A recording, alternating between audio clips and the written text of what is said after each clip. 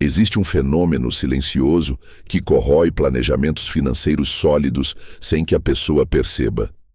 Não é falta de disciplina. Não é ignorância sobre juros ou investimentos. É algo mais sutil. A forma como o cérebro organiza o dinheiro internamente. E essa organização, na maioria das vezes, trabalha contra você. Quem já viveu décadas de salário, contas, imprevistos e tentativas de guardar dinheiro, conhece a sensação. Você sabe exatamente quanto tem na conta corrente, quanto está rendendo na poupança, quanto foi o 13º. Mas quando precisa tomar uma decisão, pagar uma dívida cara ou manter uma reserva parada, antecipar uma compra ou esperar, algo dentro da sua cabeça cria uma justificativa que parece racional, mas não é. E o resultado, meses depois, é sempre o mesmo. Você perdeu dinheiro sem perceber. E isso tem nome. Chama-se contabilidade mental. E é uma das armadilhas cognitivas mais poderosas que existem, porque ela não parece errada. Ela parece lógica. Chamar isso de erro de cálculo seria simplificar demais. O problema não está na matemática, está na percepção.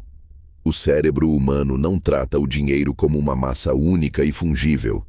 Ele separa, categoriza, rotula, cria gavetas mentais.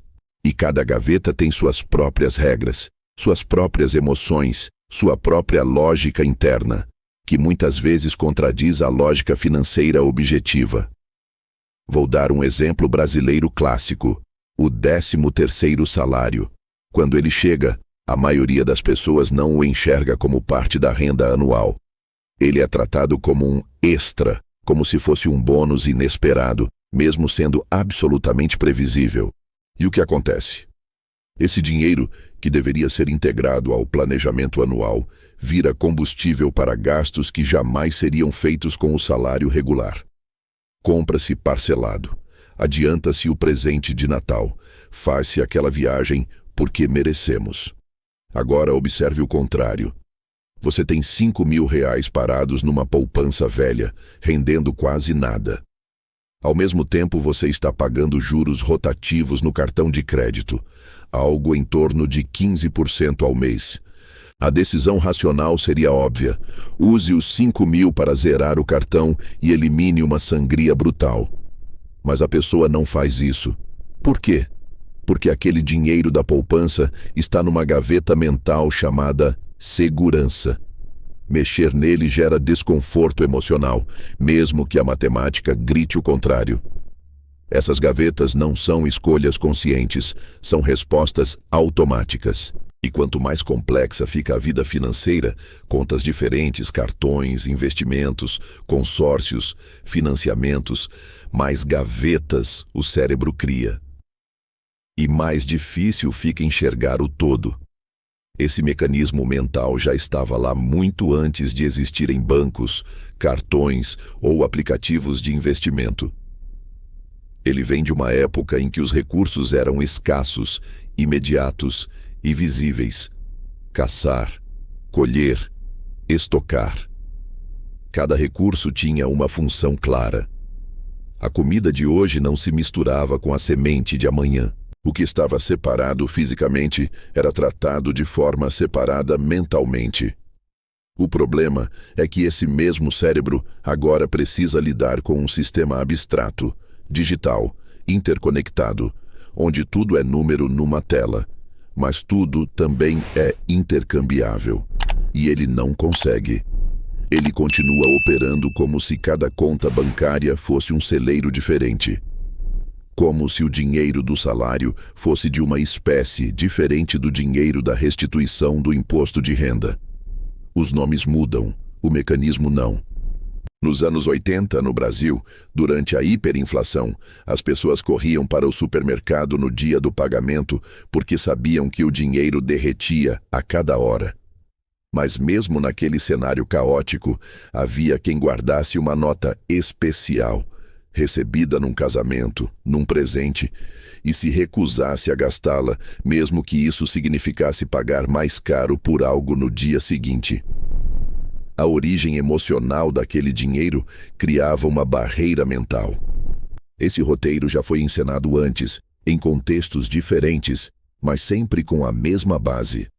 O ser humano não é uma calculadora, ele é um acumulador de histórias. E cada pedaço de dinheiro carrega uma história, de onde veio, para que foi destinado, o que representa. E essas histórias influenciam decisões de forma invisível. Vamos detalhar como isso funciona na prática, sem jargão, sem teoria acadêmica. Imagine que você tem 3 contas correntes. Uma para o salário, uma para guardar dinheiro, uma para gastos variáveis. No papel faz sentido. Organização, controle, separação. Mas o que acontece no dia a dia? Você está com a conta de gastos variáveis no limite. Precisa abastecer o carro, mas tem dinheiro sobrando na conta de guardar. A lógica diria: transfira, abasteça, reponha depois. Mas você hesita. Essa conta é para guardar. Se eu mexer, vou perder o controle. Resultado: você deixa de abastecer, usa transporte alternativo, gasta mais tempo, mais estresse, tudo para não violar a gaveta mental chamada poupança. Outro exemplo: você recebe uma restituição de imposto de renda, R$ 2.000. Esse dinheiro, na teoria, é idêntico a R$ 2.000 do seu salário. Ambos podem pagar contas, quitar dívidas, ser investidos. Mas não é assim que você sente. A restituição é tratada como dinheiro caído do céu. E o destino dela é completamente diferente do destino de R$ 2.000 que você receberia como salário extra. Um vira consumo impulsivo. O outro seria poupado ou investido.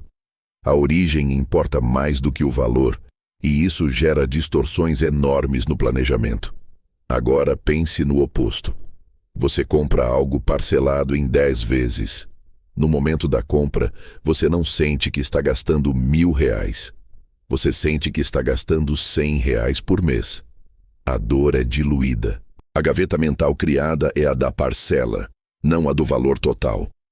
E isso faz com que você aceite compras que jamais faria à vista. O cérebro não soma todas as parcelas de todas as compras e vê o comprometimento real da renda. Ele vê cada parcela como uma gavetinha separada, administrável, pequena. É como um elástico esticado aos poucos. Cada nova parcela estica um pouco mais, mas nunca parece perigoso, até o dia em que ele arrebenta. Agora, vamos trazer isso para o terreno moral, sem vitimismo, mas com clareza. Esse mecanismo mental não é uma falha individual. É uma falha de design entre um cérebro ancestral e um sistema financeiro moderno. E quem mais sofre com isso não são os desinformados, são justamente os disciplinados. Quem foi cuidadoso a vida toda, quem separou dinheiro em contas diferentes, quem tentou se organizar, está mais vulnerável a esse efeito. Porque quanto mais gavetas você cria, mais complexo fica enxergar o fluxo real. Quanto mais categorias mentais você constrói, mais decisões irracionais você toma, achando que está sendo racional. O sistema financeiro sabe disso. Sabe que você trata o limite do cartão de crédito como dinheiro disponível, mesmo sabendo que não é. Sabe que você aceita parcelar porque a dor é menor. Sabe que você não vai resgatar a reserva de emergência para quitar uma dívida cara, porque aquela reserva está numa gaveta sagrada. E aqui está a parte mais cruel. Nem sempre o esforço individual é suficiente contra decisões sistêmicas.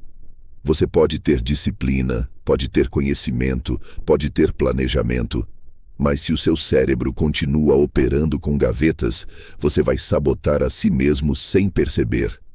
A perda não é abrupta, é silenciosa. É a diferença entre pagar 15% de juros enquanto você tem dinheiro rendendo 0,5%. É aceitar uma oferta parcelada que custa 30% mais caro do que o preço à vista. É deixar dinheiro parado numa conta de emergência que nunca é usada, enquanto você se endivida em outra. Vou contar uma história real brasileira que ilustra isso perfeitamente. Um pequeno empresário de São Paulo, dono de uma gráfica, começou a separar o dinheiro da empresa em 3 contas.